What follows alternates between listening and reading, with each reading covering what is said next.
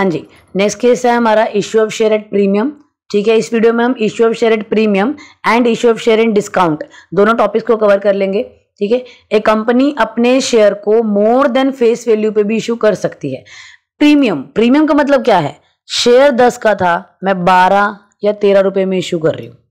ऐसा कब हो सकता है? अगर मेरी कंपनी का गुडविल अच्छा हो, यानी अगर मेरी कंपनी का रेपुटेशन बहुत अच्छा है, तभी तो ये पॉसिबल है ना कि मैं 10 का शेयर 12 या 13 में इशू कर रही हूँ। अदरवाइज कौन खरीदेगा? अगर इतना शेयर 10 का शेयर मैं 12 या 13 में इशू करूंगी, कोई नहीं खरीदेगा। बट क्योंकि मेरी कंपनी का रेपुटेशन ज़्यादा है, मेरी कंपनी का गुडविल ज़्यादा है, लोग वेट में रहते हैं कि ये पर्टिकुलर कंपनी का शेयर निकलेगा तो खरीदेंगे, तो उस केस में शेयर प्रीमियम पे इशू करने पे भी बिक जाता है। ठीक है, कई कंपनीज के शेयर ओवर सब्सक्रिप्शन में बिकते हैं, मतलब बहुत ज़्यादा लोग एकदम से शेयर के लिए अप्लाई करते हैं। ठीक है, तो वो कब होता है? जब कंपनी का रेपुटेशन ज़्यादा होता है या गुडविल ज़्यादा होता है। ठीक है, दूसरा केस क्या होता है? डिस्काउंट का केस होता है। डिस्काउंट पे शेयर, मतलब शेयर 10 का था और मैं शेयर 8 में बेच रही हूँ, या मैं शेयर 9 रुपये में बेच रही हूँ। ऐसा कब होगा? जब मेरी कंपनी का तो गुडविल अच्छे नहीं है, या मुझे एमरजेंसी फंड्स चाहिए, या फिर मुझे इमरजेंसी फंड्स चाहिए। कंपनीज एक्ट ने डिस्काउंट पे शेयर इशू करना, मतलब ऐसा है कि किसी कंपनी को अलाउड नहीं है कि आप डिस्काउंट पे शेयर इशू करो। डिस्काउंट पे आप एक्सट्रीम इमरजेंसी में ही शेयर इशू कर सकते हो, अदरवाइज नॉर्मल बिजनेस कोर्सेज में आप डिस्काउंट पे शेयर को इशू नहीं कर सकते हो। ठीक है, अब देखिए, excess of issue price of share over its face values term as share premium. 10 का शेयर था, 13 में इशू किया, तो 3 रुपए जो एक्स्ट्रा हमने चार्ज किया है वो क्या होगा? मेरा शेयर प्रीमियम या सिक्योरिटी प्रीमियम होगा। ठीक है, इसे हम क्या करते हैं? लायबिलिटी साइड में अलग से शेयर प्रीमियम टाइटल में मेंशन करते हैं। एक बार डिस्काउंट का भी थियरी देखो, ये डिस्काउंट का थियरी है। Company When a company issue share less than face value, face value share का 10 रुपये है, लेकिन कंपनी 8 या 9 में इशू कर रही है, तो उस केस को हम बोलते हैं डिस्काउंट। इस केस को बोला जाता है issue of share at discount. Normally shares are not issue at discount by the company. मैंने बताया कि कंपनी शेयर डिस्काउंट, क्योंकि वो 10 का शेयर है और वो 8-9 में बेचेंगे तो उन्हें लॉस होगा ना। ठीक है, discount allot as a loss to the company which no company would like to incur. The loss on issue of share is to be debited. ये ट्रीटमेंट अभी देखेंगे। ठीक है, सिंपली आप एक चीज याद रखो कि जो शेयर प्रीमियम पे इशू होगा वो 10 का शेयर 13 में जाएगा। यहाँ 3 रुपये हमारा प्रीमियम है और ये 3 रुपये हमारा प्रॉफिट है। फिर जो शेयर डिस्काउंट पे इशू होगा, 10 का शेयर 8 में जाएगा, 2 रुपये हमारा डिस्काउंट है, ये 2 रुपये हमारे लिए लॉस है। अब इसकी जर्नल एंट्रीज करते हैं। हाँ जी, देखिए, share issue at par, premium और डिस्काउंट। मान लेते हैं कि शेयर का जो फेस वैल्यू है, शेयर का फेस वैल्यू 10 रुपये है, यानी उसका पार वैल्यू भी क्या होगा? 10 रुपये होगा। उस पर्टिकुलर शेयर को मैं 13 रुपये में बेच रही हूँ, तो मुझे 3 रुपये का मिलेगा यहाँ पे प्रीमियम, जो मेरी कंपनी के लिए क्या है? एक प्रॉफिट है। वही 10 के शेयर को मैं 8 में इशू कर रही हूँ, तो यहाँ पे 2 रुपये मेरे लिए डिस्काउंट है और ये डिस्काउंट मेरी कंपनी के लिए लॉस है।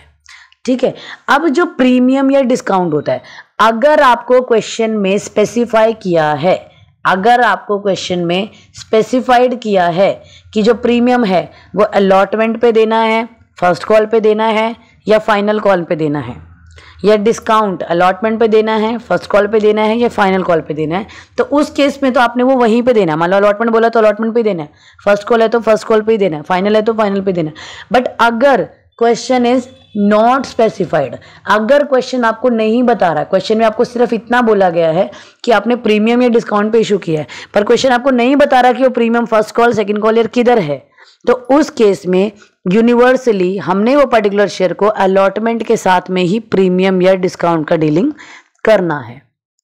ठीक है, क्वेश्चन में मेंशन किया है तो जो क्वेश्चन में दिया वही फॉलो करो, पर अगर क्वेश्चन में स्पेसिफाई नहीं किया तो हमेशा आपने प्रीमियम या डिस्काउंट का ट्रीटमेंट अलॉटमेंट के साथ में करना है। ठीक है, क्लियर है? अब इसका जरा जनरल एंट्री देखो एक बार। हाँ जी, देखिए, मैंने पहले प्रीमियम के साइड में भी एंट्रीज लिख के रख ली हैं जो उनकी बेसिक एंट्री है, और डिस्काउंट में भी जो बेसिक एंट्री है वो लिख के रख ली है। बेसिक एंट्री क्या होती है? Share allotment debit to share capital, ये ड्यू की एंट्री है, and then bank debit to share allotment, ये पेमेंट की है। इधर भी share allotment to capital due की एंट्री है और बैंक टू शेयर अलॉटमेंट ये पेमेंट की एंट्री है। ठीक है, अब प्रीमियम क्या था? प्रीमियम है हमारे लिए प्रॉफिट। और प्रॉफिट क्या होता है हमेशा, credit all income and gain, credit all incomes and gains, ऐसा ही होता है। तो क्या होगा कि हम एंट्री करेंगे share allotment debit to share capital to share premium, यानी हमने क्या कर देना है, शेयर प्रीमियम को क्रेडिट कर देना है, क्योंकि वो हमारे लिए इनकम एंड गेन है। मान लो 10 रुपये का शेयर था, 2 का प्रीमियम है, तो हमें कितने मिले, 12 रुपये मिले, जिसमें से 10 रुपये शेयर का पैसा था और 2 रुपये प्रीमियम थे, ऐसे ही मिलने वाला था। तो बैंक अकाउंट में क्या होगा, 12 एंड 12 इधर। क्लियर। अब डिस्काउंट के केस में क्या होगा, डिस्काउंट के केस में देखो कैसा है, डिस्काउंट कंपनी के लिए क्या है, लॉस, और लॉस के लिए ट्रीटमेंट क्या होता है, debit all expenses and losses होता है, debit all expenses and losses होता है, यानी ये भी हमारे लिए डेबिट होगा। तो शेयर अलॉटमेंट डेबिट हो रहा है, इसके साथ में ही होगा discount account debit, discount debit, share allotment debit to capital. ठीक है। अब अगर मान लो 10 का शेयर था, 10 का शेयर है और 2 का डिस्काउंट दे रहे हैं, तो 10 का शेयर है, हमें 2 का डिस्काउंट मिलेगा और 8 रुपये अलॉटमेंट पे मिलेंगे। ये मैं पूरे 10 का एग्जांपल ले रही हूँ। ठीक है। अब हम अलॉटमेंट का 2 वैल्यू माने, वो अलग माने, वो ज़्यादा ऑड हो जाएगा। तो 10 के कंपैरेटिवली देखो, अगर 10 हमें अलॉटमेंट मिलने वाला था, तो 2 डिस्काउंट में जाकर उधर, और पैसा कितना मिलेगा फिर, 2 तो डिस्काउंट दे दिया ना, तो 8 रुपये हमें यहाँ पे मिलने वाले हैं। ठीक है। प्रीमियम हमारे लिए प्रॉफिट है, वो क्रेडिट होता है, बेसिक एंट्री में प्रीमियम क्रेडिट होता है। डिस्काउंट हमारे लिए लॉस है, वो बेसिक एंट्री में डेबिट होता है। क्लियर है। प्रीमियम जब होता है तो शेयर का पैसा प्लस प्रीमियम का पैसा, शेयर का पैसा प्लस प्रीमियम का पैसा, दोनों टोटल होके बैंक अकाउंट में आता है। और जब डिस्काउंट होता है तो शेयर के पैसे में से डिस्काउंट माइनस हो जाता है, जो रिमेनिंग है वो हमारे बैंक अकाउंट में जाता है। क्लियर है। अब दोनों का एक एक क्वेश्चन देखो। देखो क्वेश्चन में क्या दिया, अंकिता ने 10,000 शेयर ऑफर किए हैं, मतलब कितने शेयर थे, 10,000 शेयर्स थे। शेयर कितने का था, @10 ईच था, एंड प्रीमियम था, प्रीमियम करने के बाद वो शेयर 12 का हो रहा था, यानी प्रीमियम का वैल्यू कितना था, यहाँ पे 2 रुपये प्रीमियम था। ठीक है। एप्लीकेशन मनी 4 रुपये है, अलॉटमेंट मनी भी 4 है, और उसमें क्या बोला, इंक्लूडिंग प्रीमियम।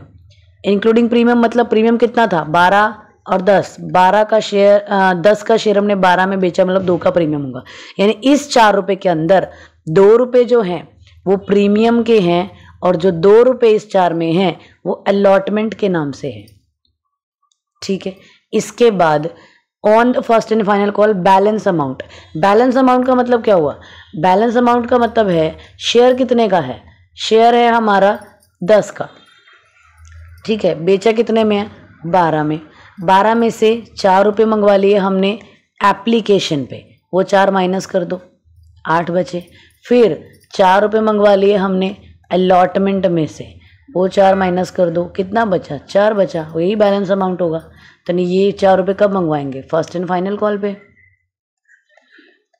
ठीक है। यहाँ पे फर्स्ट एंड फाइनल कॉल कितने की हो गई है, 4 रुपये की हो गई है। या अगर मैं इसको 10 के पॉइंट ऑफ व्यू से लूँ, 10 है, एप्लीकेशन मनी कितना है, अब 10 में ये याद रखना है 10 में प्रीमियम इंक्लूडेड नहीं है, ये 12 लिया है मैंने क्योंकि वो 10 रुपये का शेयर 2 का प्रीमियम है। अब इसमें प्रीमियम नहीं है तो यहाँ पे भी प्रीमियम निकालना पड़ेगा, 4 ये आया 6। अब अलॉटमेंट इंक्लूडिंग प्रीमियम था, प्रीमियम कितने का था, 2 का, तो 4 में से 2 माइनस करो 2, तो अलॉटमेंट मनी कितना हो गया, 2 रुपये हो गया, बचा कितना 4, तो वो किसका है, फर्स्ट एंड फाइनल कॉल का। आप दोनों ही तरीके से निकालोगे वैल्यू सेम आएगा। ठीक है। ये 10 रुपये में प्रीमियम इंक्लूड नहीं था तो ये अलॉटमेंट में भी हमें प्रीमियम इंक्लूड नहीं करना है। ये 12 में प्रीमियम इंक्लूड था तो यहाँ पे अलॉटमेंट में भी प्रीमियम इंक्लूड करना है। ठीक है। चलो अब क्वेश्चन को स्टार्ट करते हैं। स्टार्टिंग के एंट्री सारी सेम है। Bank account debit to application 10,000 share, 4 पर शेयर का था वैल्यू। ठीक है। यहाँ पे भी 10,000 शेयर, 4 पर शेयर। चेंज हमारा यहाँ पे आएगा, allotment debit, share capital debit. Premium हमारे लिए क्या होता है, प्रॉफिट होता है, इसलिए वो क्रेडिट हो जाएगा। ठीक है। कितने का था शेयर, 4 का शेयर था, 2 प्रीमियम के थे, 2 अलॉटमेंट के थे, मतलब पैसे कितने मिलने वाले हैं, 4 रुपये, 4 रुपये मिलने वाले हैं। उस 4 रुपये में से 2 रुपये तो जाने वाले अलॉटमेंट में और 2 रुपये जाने वाले हमारे प्रीमियम में। ठीक है। हो गया एंट्री, डन। फिर bank account debit to share allotment, bank में तो पूरे 40,000 ही आएंगे ना, ठीक है। आगे फर्स्ट कॉल की एंट्री सेम रहेगी, first call debit to share capital, first call debit to share capital, bank account debit to share first call. Clear है। ये क्वेश्चन का आपको बैलेंस शीट भी दिया हुआ है, आप एक बार बैलेंस शीट देखो। मैंने आपको बैलेंस शीट में बताया था कि टोटल हमें क्या करना होता है, बैलेंस शीट में हमें ऑथराइज वो सब का टोटल नहीं लेना होता, पर हमें इस क्वेश्चन में वो दिया ही नहीं है, तो हमें डायरेक्ट शेयर कैपिटल का वैल्यू दिया है 10,000 शेयर, 10 का एक शेयर है वो लिख दिया हमने 1 लाख, और प्रीमियम कितना मिला 10,000 शेयर पे हमें 2 रुपये प्रीमियम मिला है, तो 20,000, तो 1,20,000 इधर भी आएगा और वो 1,20,000 बैंक अकाउंट में भी जाएगा। ठीक है, ये क्वेश्चन था एक प्रीमियम का। अब एक क्वेश्चन देखते हैं हम डिस्काउंट का। ये देखिए जरा, दिया है अश्विनी ने इनवाइट की एप्लीकेशन 10,000 शेयर के लिए, 10,000 शेयर के लिए एप्लीकेशन इनवाइट किया, इक्विटी शेयर था एट द रेट 15 पर शेयर, और डिस्काउंट पे इशू किया और डिस्काउंट दिया 1 रुपये का। ठीक है, शेयर हमने इशू किया है डिस्काउंट पे और डिस्काउंट है 1 रुपये का, यानी पैसा रिसीव कितना होगा, मनी कितना रिसीव होगा 14 रुपीज़ होंगे। 15 का शेयर है, 1 का डिस्काउंट दे दिया, हमें ये 14 रुपये मिलने वाले हैं। ठीक है, जिसमें से इन्होंने बोला है 5 ऑन एप्लीकेशन मंगवाया है और 9 ऑन अलॉटमेंट, यानी ये कितना मंगवा लिया 14 रुपीज़ मंगवा लिए हैं। All the share were applied and allotted, money due on allotment was received, यानी सारा पैसा मिल गया, किसी का कोई भी कॉल इन एरियर नहीं है। अब इस क्वेश्चन में हमें क्या करना है, अब यहाँ पे देखो शेयर था 15 रुपये का, डिस्काउंट दिया 1, और वो हमें दिखा रखा है कि 5 एप्लीकेशन और 9 अलॉटमेंट, यानी हमें यहाँ पे 14 रुपये मिलने वाले हैं। ठीक है, पर 1 रुपया किधर गया डिस्काउंट का, उसे कहाँ ट्रीट करना है। मैंने आपको क्या बताया था, अगर क्वेश्चन ने स्पेसिफाई किया तब तो वही करना है, फर्स्ट कॉल दिया है, अलॉटमेंट दिया है, फाइनल कॉल दिया है, तो जहाँ पे क्वेश्चन में दिया है वहीं पे आपने डिस्काउंट या प्रीमियम को ट्रीट करना है।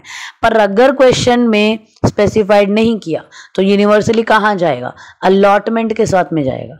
यानी अब हम ये मान लेंगे कि अलॉटमेंट कितने का है, अलॉटमेंट 9 का था, 9 रुपये हमें वहाँ पे मिले हैं, और ये जो 1 डिस्काउंट का है वो भी कहाँ ट्रीटमेंट होगा, अलॉटमेंट के साथ में ही डिस्काउंट का भी ट्रीटमेंट होने वाला है। ठीक है, तो पहली एंट्री है bank account debit to share application, 10,000 share थे, कितना 5 पर शेयर वैल्यू मिल गया, share application to share capital. ठीक है, अलॉटमेंट के साथ में हमने डिस्काउंट का ट्रीटमेंट करना है। शेयर कितने का था, शेयर था हमारा यहाँ पे 10 रुपये का, 10 में से अलॉटमेंट पे कितने पैसे मिलने वाले थे 9 रुपये, जो हमें क्वेश्चन में बोला हुआ है, और जो 1 रुपये नहीं मिला वो क्या था डिस्काउंट, क्योंकि क्वेश्चन में दिया था कि डिस्काउंट पे शेयर इशू किया, 1 रुपये डिस्काउंट है, और क्वेश्चन में ये भी बोला हुआ था कि 9 रुपये अलॉटमेंट में मंगवाए हैं। ठीक है, यानी कि 10,000 रुपये 9 रुपये मंगवाए, 1 रुपये डिस्काउंट दिया, तो शेयर कैपिटल का वैल्यू हो गया पूरा 10, 9 + 1 10 हो गया। 10 रुपये यहाँ हो गए, 5 रुपये यहाँ हो गए, 10 + 5 हो गया मेरा शेयर 15 रुपये का। ठीक है, और पैसा कितना मिलेगा, ये तो डिस्काउंट है ना, तो ये तो नहीं मिलने वाला, तो मुझे 90,000 रुपीज़ मिलने वाले हैं। Bank account debit to share allotment 90,000 rupees मिलेंगे। ठीक है, क्लियर है बात। बैलेंस शीट देखो, शेयर कैपिटल 10,000 शेयर @15 ईच, ये हो गया 150। ठीक है, पर हमें पैसा कितना मिला, बैंक अकाउंट में कितना जाएगा 140 जाएगा।